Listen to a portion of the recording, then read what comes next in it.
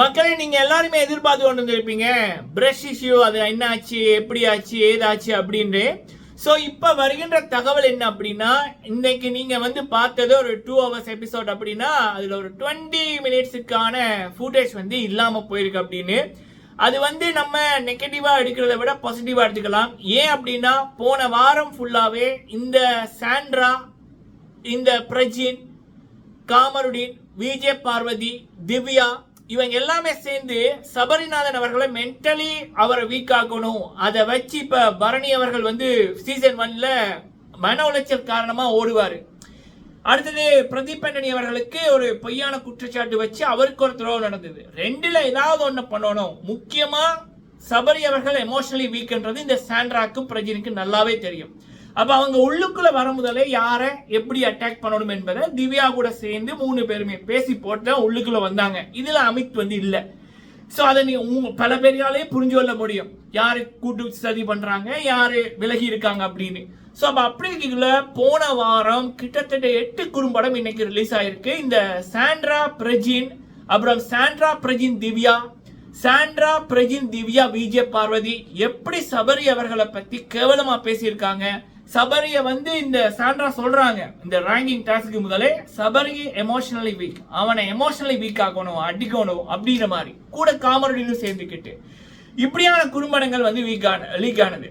நான் வந்து Denis view சேனல்ல போட்ட ஒரு வீடியோல நான் சொல்லியிருப்பேன், சபரி அவர்கள் மீது பழிய போடணும், அவரை எமோஷனலி இன்னும் வீக் ஆக்கணும் அப்படின்றதற்காக தான் அந்த டூத் பேஸ் இஷ்யூ வந்து வந்துச்சு அப்படின்னு. அப்ப இப்போ லைவ்ல வந்து பாத்தீங்கன்னா இந்த சாண்ட்ராவும் பிரஜினி பேசுவாங்க அந்த பிரஷ் இஷ்யூவை பத்தி. அவர் கேட்டாரு, ஆனா அதுக்கப்புறம் பேசல, அவனை பாத்தீங்கன்னா அவன் அப்படி இருக்கான் அப்படின்ற மாதிரி எல்லாம் பேசி கொண்டிருக்காங்க. சோ இதை வச்சு பார்க்கக்குள்ளேயும் சரி, வேற ஒரு சில நண்பர் சொன்ன இதுவும் படியும் சரி, அந்த டூத் பேஸ் இஷ்யூ வந்து பேசப்பட்டிருக்கு. அப்ப ஏன் அது காமிக்கப்படல அப்படின்னைக்குள்ள, பொதுவா பிக் பாஸ் டீமை பொறுத்த வரைக்கும் யாராவது இப்படி கேவலமா ஒருத்தங்களை தப்பான முறையில மக்களிடம் காமிக்க ட்ரை பண்ணா அப்படியான ஃபுட்டேஜ் வந்து போட மாட்டாங்க, சரியா? அப்ப சபரிநாதன் நல்லவர் அப்படி என்பது உலகறிந்த உண்மை, நல்ல மக்களுக்கு தெரியும்.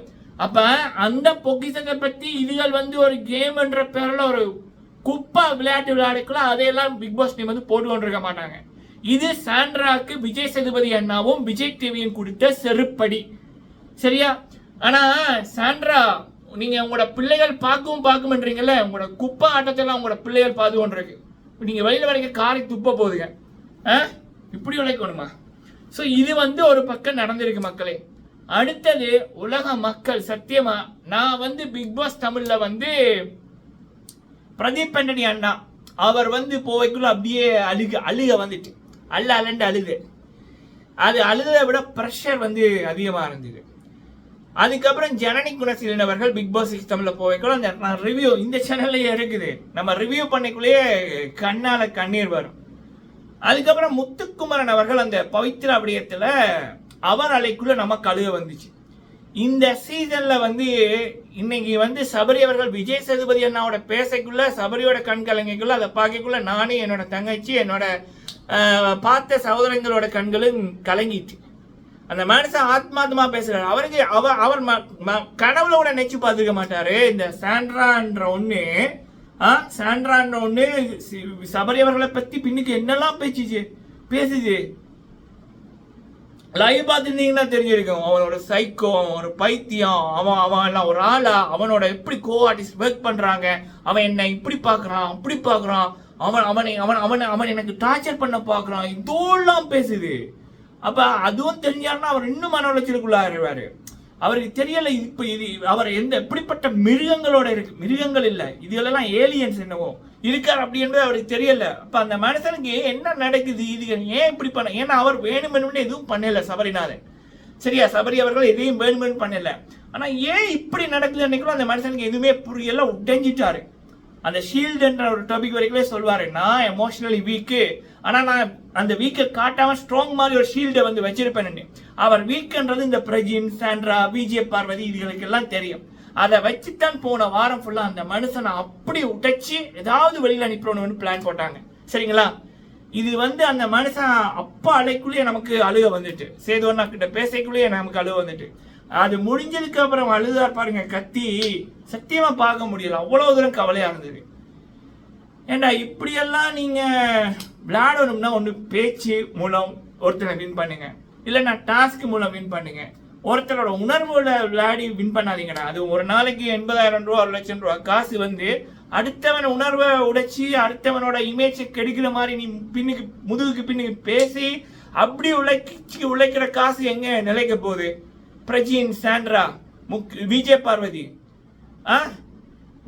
இந்த பிரஜின், சாண்ட்ரா, திவ்யா அவங்கள பாதிக்குள்ள எனக்கு சத்தியமா கேவலமா இருக்குன்னா அவங்களோட ப்ரொமோல சொல்லியிருப்பாங்க, குரூப் இதை உடைக்க போறேன், டிசிப்ளினை கற்றுக் கொடுக்க போறேன், அதை கற்றுக் கொடுக்க போறேன், இதை கற்றுக் கொடுக்க போறேன்னு.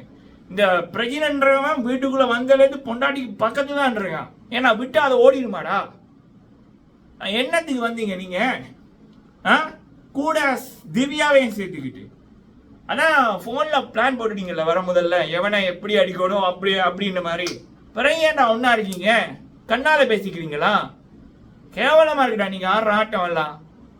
அந்த மனுஷன் அலைக்குள்ள அத்தனை உலக மக்கள் அழுகுறாங்க சபரிக்காக. இதுதான் சபரிநாதன் என்ற அந்த நல்ல உள்ளத்துக்கு கிடைத்த வெற்றி. என்னெல்லாம் பிளான் போட்டீங்க அவரை மக்கள் வெறுக்கணும்னு, 1% நடக்கல. அவருடைய இமேஜ் அதிகரிச்சிருக்கே தவிர குறையல. ஆனா சத்தியமா நான் சொல்றேன் மக்களே, சாண்ட்ரா இப்படி ஒரு கேவலமான ஒருத்தவங்களா இருப்பாங்க நான் சத்தியமா நினைச்சு பார்த்தது இல்லை. அதுலயும் அவங்க செட் பண்ணிட்டு போன ரவுடிகள் போல இருக்கு. கொமெண்ட்ல வந்து கதறுதுகள், டேய் நீ உன்னோட வேலையை பாரா, டே இதாண்டா என்னோட வேலை, 5 வருஷமா நான் என்னோட வேலை இதாண்டா,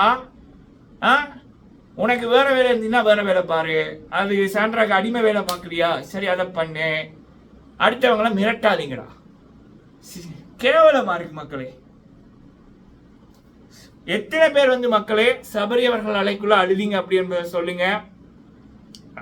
சேது அண்ணா அவர்கள் வந்து கண்டிப்பா இந்த சாண்ட்ராக்கு எப்படி விஜய் பார்வதிய தட்டி கேட்டாங்களோ கேட்பாங்க. இந்த வாரம் கேட்காம விட்டதுக்கு ஒரு காரணம் இருக்கும். ஏன்னா இந்த விஷக்கிருமிகள் ஆடத்தான், அதாவது ஒரு பொய்கள் அதிகரிக்கத்தான் அந்த உண்மைக்கான வேல்யூ வந்து அதிகரிக்கும். வில்லன்கள் அதிகரிக்கத்தான் ஹீரோக்கான வேல்யூ அதிகரிக்கும்.